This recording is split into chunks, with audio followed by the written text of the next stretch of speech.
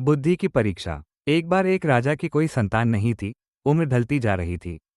बहुत प्रयास किए, कई हकीमों वैद्यों को दिखाया, परंतु नतीजा सिफर रहा। राजा को चिंता सताने लगी कि मेरे बाद राजपाट कौन संभालेगा। राजा को उपाय सूझा। महल के भीतर एक नया महल बनवाया।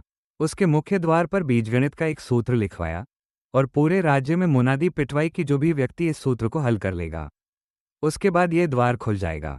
वही इस महल का स्वामी व राज्य का उत्तराधिकारी होगा।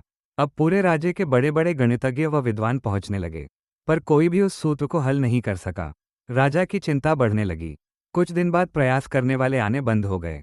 राजा ने पास के राज्यों में भी ढिंढोरा पिटवा दिया।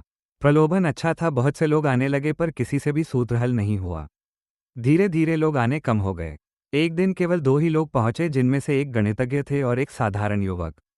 युवक के जीर्ण शीर्ण वस्त्र देखकर द्वारपाल उसे क्रोधित हो भगाने लगे।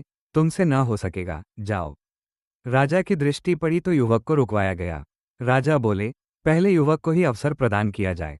युवक ने कहा कि पहले विद्वान व्यक्ति को ही अवसर दें। यदि इनसे न हो सका तब प्रयास करूंगा।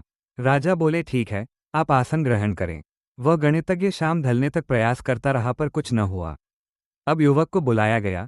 युवक ने जाकर द्वार पर हाथ लगाकर धक्का दिया, द्वार खुल गया।